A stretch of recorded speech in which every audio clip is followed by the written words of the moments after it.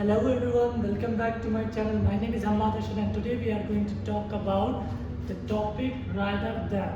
ठीक है, अब rather than को समझने के लिए चलिए हम स्टार्ट करते हैं। तो पहली चीज़ तो हम समझते हैं कि rather than हमारा यूज़ कहाँ पर होता है। ठीक है, सो फर्स्ट ऑफ ऑल हम यही डिस्कस करने वाले हैं कि क्या यूजेस हैं rather than के। अब rather than आप इस तरह से समझ सकते हैं कि कोई भी काम ये करने के बजाय आप ये कर सकते थे या ऐसा करने के बजाय ये करना चाहिए आपको, तो इस तरह के सेंटेंसेस के बारे में आप rather than यूज़ करते हैं। तो चलिए मैंने कुछ एग्जांपल्स लिख रखे हैं और हम पढ़ते हैं इस एग्जांपल के साथ।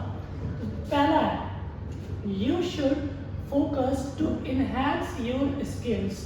अब आप लोगों को पता है शुड एडवाइस देने के लिए यूज़ करते हैं हम, तो you should focus to enhance your skill.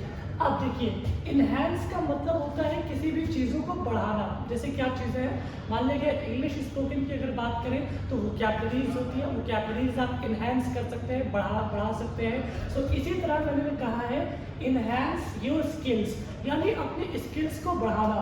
So you should focus to enhance your skills rather than thinking about money। ठीक है, मैंने कहा कि पैसों के बारे में सोचने के बजाय आपको अपनी स्किल बढ़ाने के बारे में सोचना चाहिए या फोकस करना चाहिए।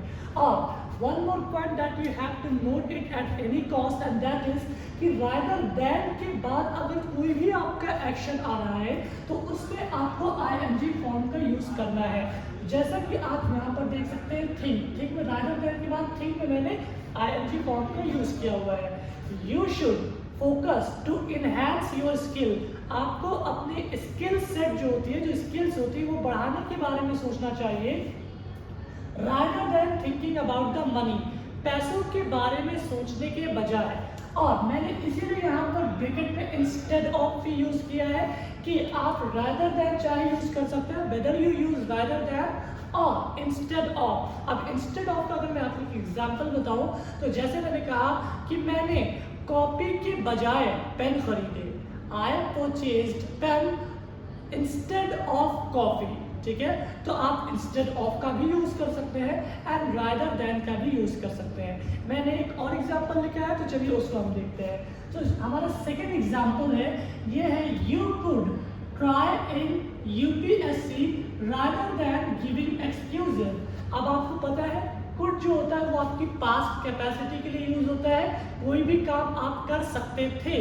तो मैंने कहा यू कुड ट्राई, आप ट्राई कर सकते थे इन यूपीएससी, या मुझे लग रहा है यहाँ पर आप इन की बजाय अगर आप फॉर कर लें so that will be much better.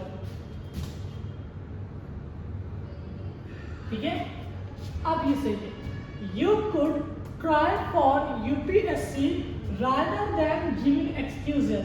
Suppose that if there is someone who is just giving the excuse कि UPSC बहुत टफ है या मुझसे नहीं हो पाता या बहुत सारा उसका सिलेबस बहुत ब्रॉड है, तो मैं कह रहा हूँ कि यार इतना बहाने देने से अच्छा एक बार ट्राई कर सकते थे आप। ठीक है, बहाने देने के बजाय आप ट्राई कर सकते थे।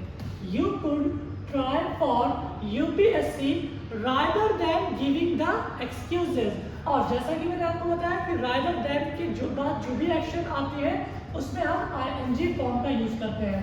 तो rather than giving, यहाँ पर मैंने ing फॉर्म का यूज किया हुआ है, rather than giving the excuses and there can be so many sentences as well। अब जैसे मैंने कहा कि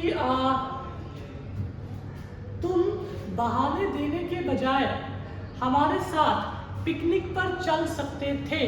ठीक है, तो you could come with us on picnic rather than giving the excuses। You could come with us on picnic rather than giving the excuses। और फिर कई सारे सेंटेंसेस हैं, मैं आपको सजेस्ट करूंगा कि आप लोग इसको 3 सेंटेंसेस, एटलीस्ट 3 सेंटेंसेस आप खुद से बनाएं so that you can understand better. और जो भी प्रॉब्लम्स आए आप मुझे कमेंट बॉक्स में कर सकते हैं। Thank you so much.